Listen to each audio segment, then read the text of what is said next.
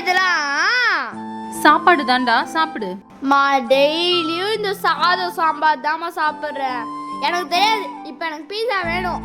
சாமிக்கு படைச்சது எல்லா காய்கறியும் இருக்கு, மரியாதையா சாப்பிடு.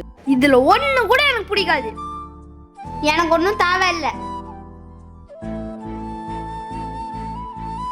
டே ஹரி, பா இந்த அம்மா பாருப்பா, எப்ப பாரு சாதம் சாம்பார்னு. ஒரு பீஸா ஆர்டர் பண்ணி தர மாட்டேங்கிறாப்பா. எனக்கு இப்ப பீஸா வேணும்ப்பா, இல்லைன்னா எனக்கு சாப்பாடே வேணாம். ஹரி ஒரு நிமிஷம் இங்க வாயேன், இதை கொஞ்சம் பாரேன்.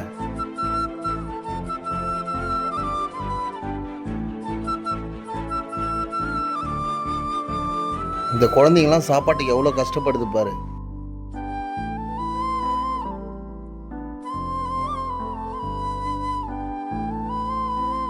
அம்மா சாரிம்மா.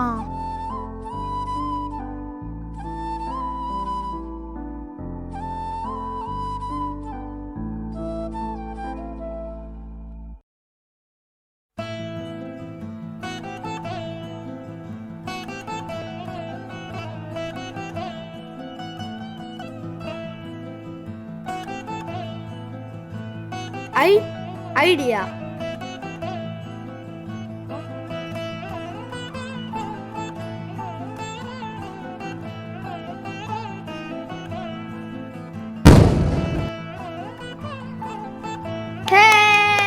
டே ஹரி, அறிவு இருக்கா உனக்கு?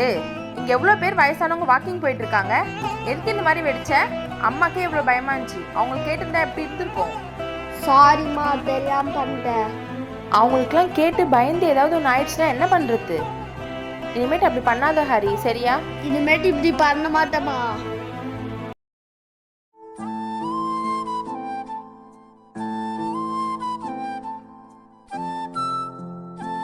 ஏ ஹரி, என்னப்பா?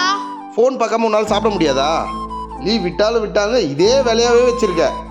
அவனை ஏன் திட்டுறீங்க? அவன் மட்டும் சாப்பிட்டுட்டு தானே இருக்கான்.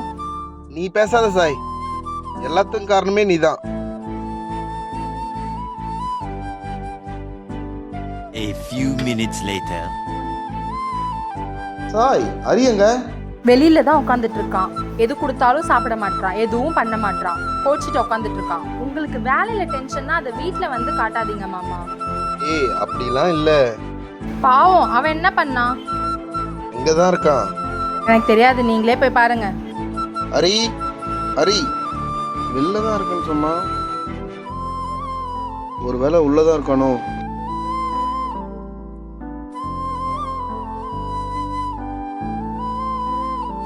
என்ன சாப்பிட்ற சவுண்டு கேக்குது? டேய் ஹரி, என்னடா பண்ற? பார்த்தாலும் திட்டுறியா? அதான் திட்ட மாட்டேன், வெளில வாடா.